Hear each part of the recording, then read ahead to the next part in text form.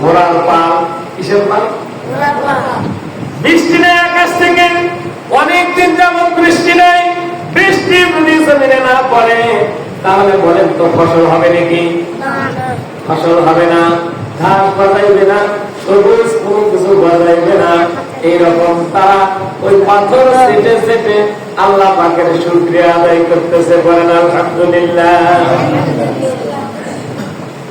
ঘোড়ার পাল দেখতেছে।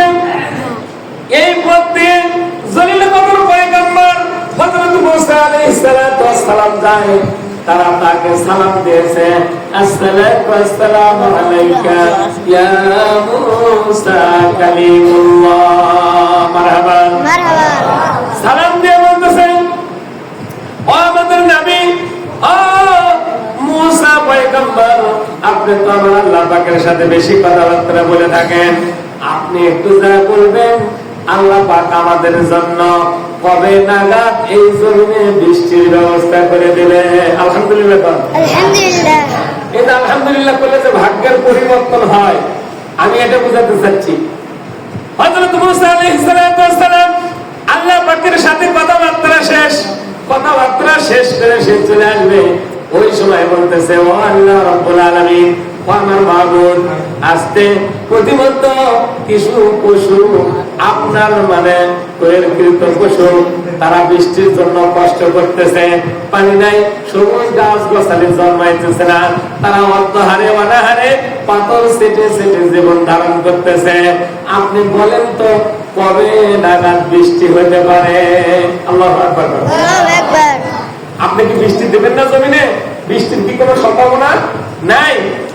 আল্লাহ রাব্বুল আলামিন মুসা আলাইহিস সালামকে বলতেছেন, ও মুসা, আমি বৃষ্টি দেব, সর্বনিম্ন 40 বছর পর তাদের জন্য বৃষ্টি দান করব। আল্লাহু আকবার। আল্লাহু আকবার। মুসা আলাইহিস সালাম আল্লাহর সাথে কথাবার্তা বলে চলে আসতেছে।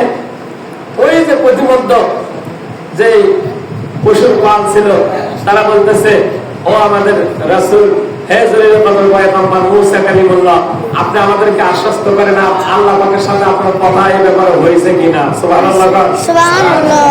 মুসা আলাইহিস সালাম বলতেছে, আমি কেমনে করে বলি, বলতে তো আমারই লজ্জা বোধ হইতেছে।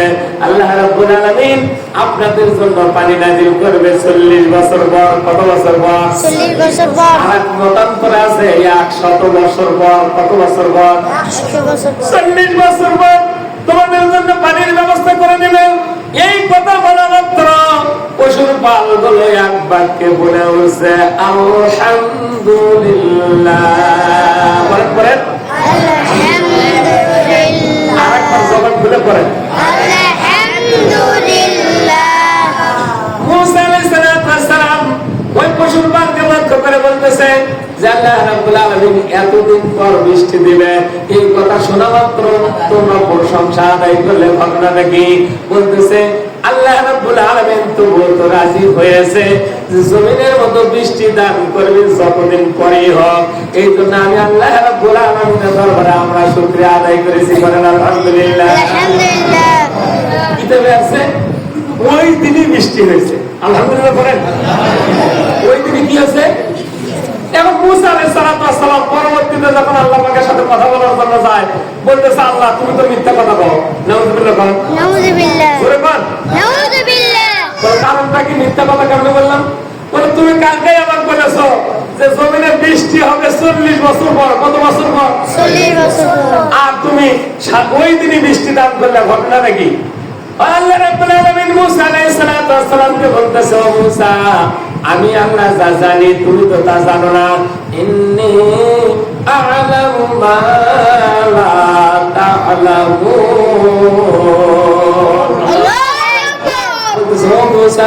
তুমি যখন তাদেরকে নিরাশার বাণী শোনায় দিয়েছো আমার পক্ষ থেকে যে 100 বছর পর অথবা 40 বছর পর বৃষ্টি হবে, কিন্তু তারা কি করেছে? না শুকর গুজর করে পারে নাই।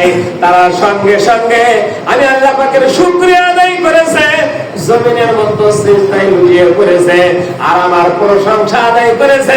আমার কুদরতি রহমত রহমতের দরিয়ায় জোশ মেরেছে, আমি আর সহ্য করতে পারি নাই, আমি আর ঠিক থাকতে পারি নাই। তাদের জন্য আমি আল্লাহ রাব্বুল আলামিন ওই 800 বছরের পরের বৃষ্টি সঙ্গে সঙ্গে ওই দিনই নাজিল করে দিয়েছি। করেন আলহামদুলিল্লাহ। এজন্য আলহামদুলিল্লাহ যতবার পড়বেন ততবার ভাগ্যের পরিবর্তন হবে। আলহামদুলিল্লাহ করবেন না?